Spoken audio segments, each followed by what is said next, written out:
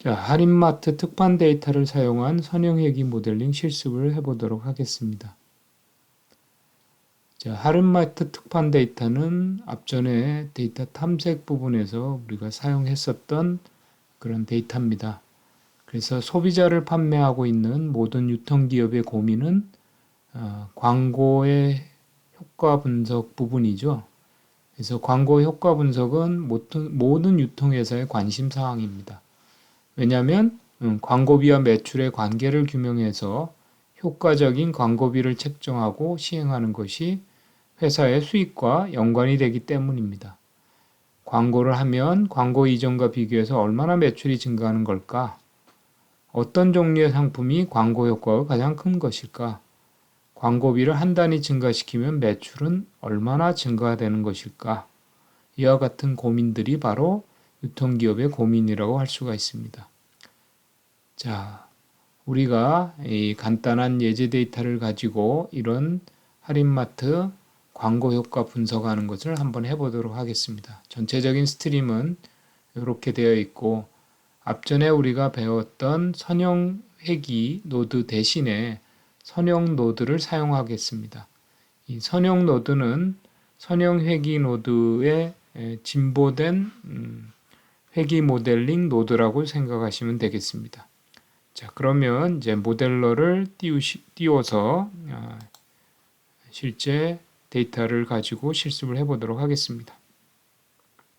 자, 우리가 사용할 데이터는 엑셀 데이터입니다. 그래서 동그라미 엑셀 로드를 불러오시면 되겠고요. 이 엑셀 로드에서 엑셀의 유형을 XLS로 변경하시고 실제 데이터가 저장되어 있는 위치로 가셔서 데이터를 불러오시면 되겠습니다. 저는 이제 C 드라이버에 데이터 1이라는 폴더에 데이터를 넣어놨습니다. 그래서 이렇게 데이터를 부르시면 되겠죠. 자, 미리 보기를 해서 데이터를 확인해 보시면 이렇게 상품 유형, 단가, 광고비, 광고 전 매출, 광고 후 매출 등의 5개 필드를 갖는 데이터입니다. 자, 그래서 이 데이터를 닫으시고, 자, 우리가 증가율이라는 데이터를 만들어내기 위해서 파생 노드를 하나 연결합니다. 그래서 파생 노드를 하나 연결하고 여기에서 증가율을 파생시키도록 하겠습니다. 자, 필드명은 증가율이라고 치시고 증가율의 식은 자, 가로를 하고 광고 후 매출에서 광고 전 매출을 빼주는 것이죠. 그래서 이것을 다시 광고 전 매출로 나누고 곱하기 100을 하면 바로 매출 증가율이 나오게 되는 거죠. 그래서 미리 보기 단추를 클릭하셔서 이렇게 제대로 이 증가율이 산출되는지를 확인하시면 되겠습니다. 첫 번째 데이터를 보시면 광고 전 매출이 11만 4,957달러에서 12만 2,762달러가 됐죠. 그래서 대략 6.7% 정도 증가됐다. 수식이 제대로 계산되는 것 같습니다. 자, 이렇게 해서 닫으신 다음에 이제는 우리가 이제 모델링을 하기 위해서 유형 노드를 연결하겠습니다. 그래서 유형 노드를 연결하시고 유형 노드 내에서 데이터를 이렇게 가별기를 한번 해주시고 데이터가 제대로 읽혀졌는지를 확인한 다음에 자, 여기에서 역할을 지정해 주셔야 되는데 증가율이 바로 목표가 되겠고요. 자, 광고 전 매출과 광고 후 매출은 증가율을 계산하는데 직접적으로 사용된 데이터죠. 그래서 얘는 빼도록 하겠습니다.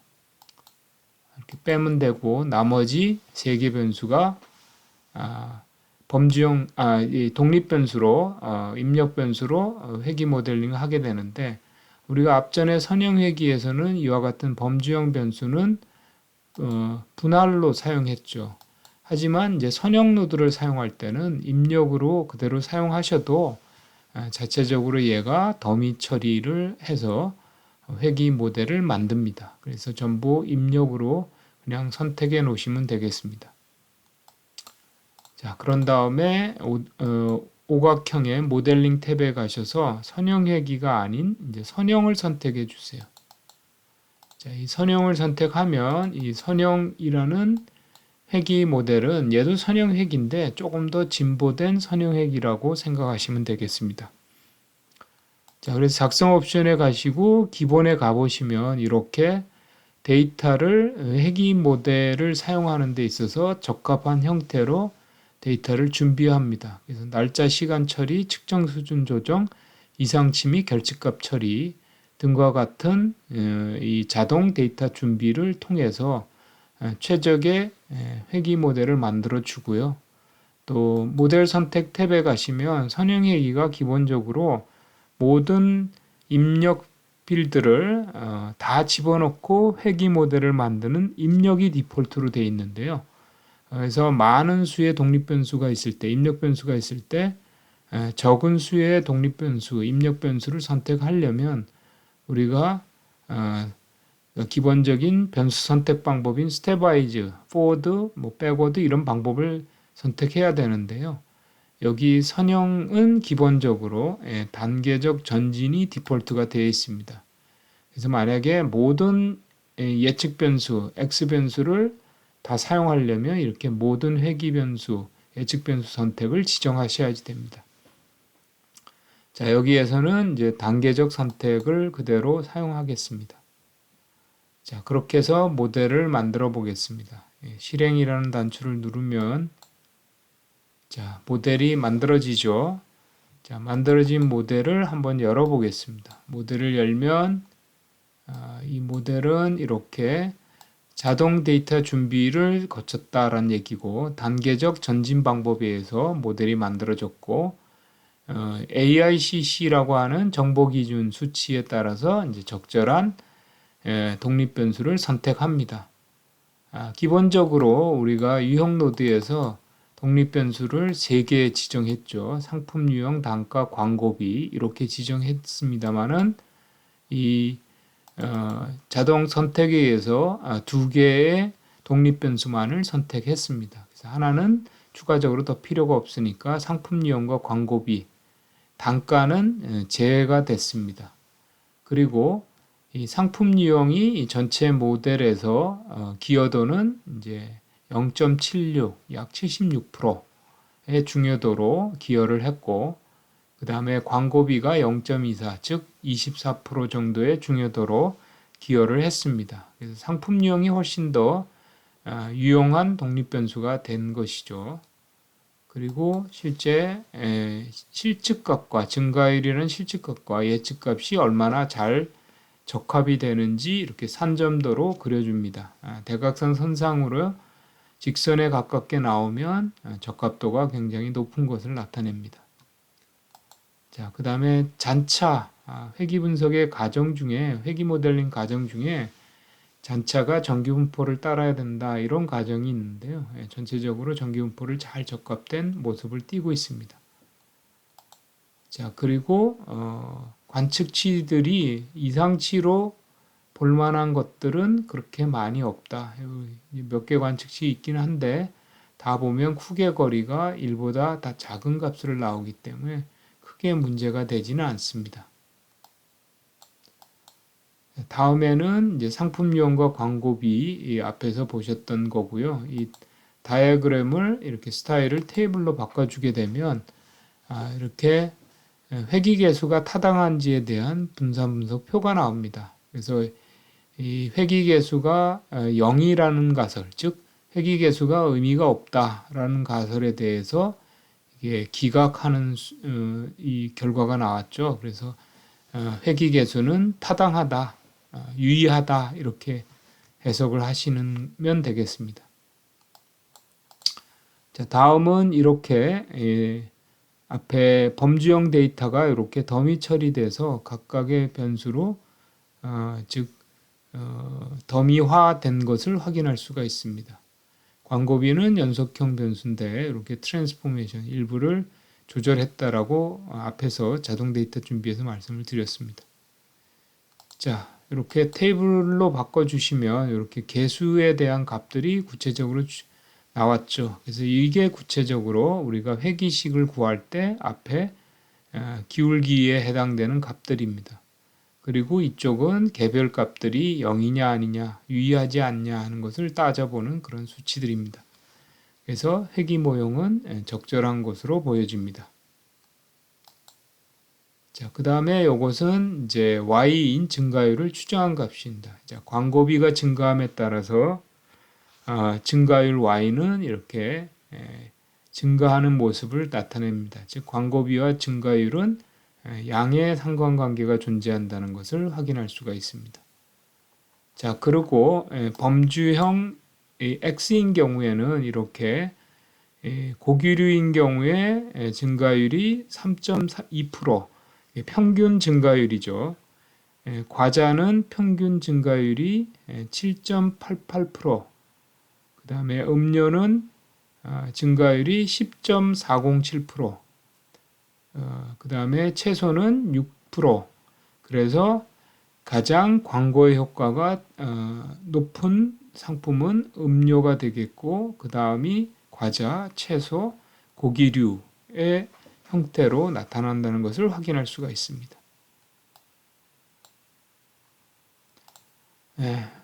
마지막으로 아까 이 데이터를 이렇게 잘랐다라는 얘기를 나타내고 있습니다. 자, 이렇게 만들어진 모델을 한번 분석해 보도록 하겠습니다. 출력 탭에 가셔서 분석 노드를 연결하고 수행을 하시면 이렇게 추정 모델이 얼만큼 좋은지를 나타내는 이제 선형 상관계수가 나타납니다. 또한 이제 평균 절대 오차 값이 나오죠. 그래서 선형 상관계수가 0.913. 그래서 0.913을 제곱하면 대략 0.81, 즉 81%. 이 회기 모형이 이 시기에 의해서 설명되는 비율이 81%라는 얘기죠. 그래서 꽤 높은 설명력을 갖고 있는 회기 모델이 만들어졌습니다. 평균 절대 오차는 이제 1.1, 그래서 이 증가율의 추정에 대략 플러스 마이너스 1%, 1.1% 정도의 오차를 가지는 모델이다라는 뜻입니다. 자, 여기에 또 우리가 이제 테이블 로드를 연결하시고 이렇게 수행을 하시면 이렇게 예측 값을 이제 확인할 수가 있습니다. 자, 왼쪽이 실측 값이죠. 그래서 이 첫 번째 상품인 경우에는 매출 증가율이 실제는 6.78%였는데 이 모델이 예측하기는 이제 7.8%, 약 1% 정도의 차이가 있죠. 두 번째 상품인 경우에는 실제 매출 증가율은 11.119%, 그런데 이 모델에서 추정한 증가율은 11.646%. 그래서 전체적으로 평균 아까 플러스 마이너스 1% 정도, 1.1% 정도의 오차를 보이는 모델이다. 자, 이렇게 만들어진 모델을 가지고 새로운 데이터를 적용해서 우리가 매출을 추정해 보도록 하겠습니다. 그래서 이 데이터는 작년에 우리가 광고를 시행해서 얻었던 결과 데이터라고 가정하고, 자, 올해 새로 광고를 기획하고 있는 데이터에 작년의 데이터로 학습된 그 증가율 추정 모델을 가지고 적용해서 이 금년도에 광고를 시행하면 어느 정도 매출이 되는지를 한번 추정해 보도록 하겠습니다. 자, 마찬가지로 엑셀 노드를 이용을 해서 새로운 데이터를 연결해 보겠습니다. 이렇게 연결하시면 되겠죠. 자, 마트 뉴라는 데이터고 얘를 열어보시면 이 데이터는 아직 광고를 시행하지 않았기 때문에 광고 전 매출은 있으나 광고 후 매출 값은 아직 존재하지 않습니다. 그래서 자, 이 데이터에다가 우리가 증가율을 추정하고 그 추정된 증가율을 기반으로 광고 매출을 추정하는 것을 해보도록 하겠습니다. 자, 확인을 누르시고 자, 여기에 앞에서 계산된 모델을 복사합니다. 이렇게 모델을 클릭하시고 컨트롤 C, 컨트롤 V 하면 모델이 복사가 됩니다. 그것을 여기에다 연결하시고 그 다음에 데이터를 이제 확인해 보도록 하겠습니다. 먼저 아까 보셨듯이 이 모델을 통과하면 이렇게 매출 증가율의 추정값이 나오는 거죠. 그래서 이 값을 이용해서 우리가 실제 광고 매출의 추정값을 계산해 보겠습니다. 자, 요 사이에 파생 노드를 하나 연결하겠습니다. 파생 노드를 하나 갖다 놓으시고 사이에 이렇게 끼시고 그 다음에 필드명은 광고 후 매출 추정액, 광고 후 매출 추정액 이렇게 주시면 되겠고, 식은 우리가 이제 앞에서 광고 전 매출에다가 이 증가율을 100으로 나누고 거기에 1을 더한 거를 곱해주면 됩니다. 즉 증가율이 10%일 때 광고 전 매출액에다가 1.1을 곱하면 되겠죠. 그래서 증가율을 100으로 나누고 거기에 1을 더한 값을 곱하도록 하겠습니다. 그래서 곱하기 가로 열고 그 다음에 광고 전 증가율 추정값 나누기 100을 하고 여기에 더하기 2를 하시면 되겠습니다. 이렇게 하시면 실제 매출 추정액이 나오는데요. 이 값이 이제 소수점 값이 나오기 때문에 정수 값으로 나오도록 하기 위해서 라운드 함수를 사용하겠습니다. 수라는 영역으로 가시고 거기 가시면 이제 라운드라는 함수가 있습니다. 그래서 라운드 함수를 써서 라운드 함수를 적용하시면 되겠고 첨자를 이제 안쪽으로 이렇게 다 넣으시면 되겠죠. 이렇게. 자, 이렇게 확인하시고 미리 보기를 한번 눌러보면 이렇게 광고 매출 추정액이 구해집니다. 대략 이렇게 보시면 16만 4,325에서 7% 증가해서 17만 되는 거죠. 거의 비슷하게 나옵니다. 식이 틀렸는지 확인하는 게 굉장히 중요합니다.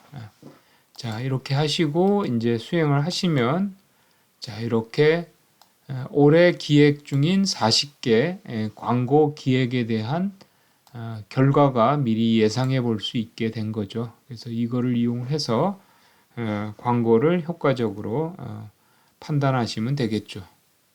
자, 여기까지 특판 데이터를 할인마트 데이터를 이용한 이제 선형 회기 적용을 해봤습니다. 자, 여기 연습 문제가 있습니다. 이 연습 문제는 여러분이 직접 한번 해보시기 바랍니다. 이 미국의 약 그 특정한 지역, 약 120개 지역입니다. 이 판매액, 그냥 커피숍 정도로 생각하시면 됩니다. 스벅 같은 커피숍이라고 생각하시면 되고, 그 스벅의 판매액을 추정하기 위해서 그 해당되는 지역의 광고비, 대리점수, 교통량 등을 조사하였다. 또한 여기 소비 심리 지수도 같이 측정했습니다. 그래서 이 특정 섹터의 이 가게, 상점의 판매액 추정하는 그런 회귀 모델을 한번 만들어 보시라는 뜻이 되겠습니다. 데이터는 신규 점포 매출 데이터입니다. SAV 데이터입니다. 그래서 이 연습 문제를 수행하시고 또 한 가지는 이제 실전 문제로서 이 미국의 킹스 카운티, 킹 카운티라는 지역입니다. 여기는 이제 캐나다, 미국 서쪽에 캐나다 서북 쪽에 있는 시애틀 위쪽에 있는 그러한 지역입니다. 그래서 거기에 집값에 대한 예측입니다. 그래서 회귀 모델링을 사용해서 집값을 예측해 봐라 하는 예제 데이터입니다. 실제 이 데이터는 kc_house_data.csv 파일입니다. 그래서 요 예제도 한번 실전 예제도 한번 수행해 보시기 바랍니다.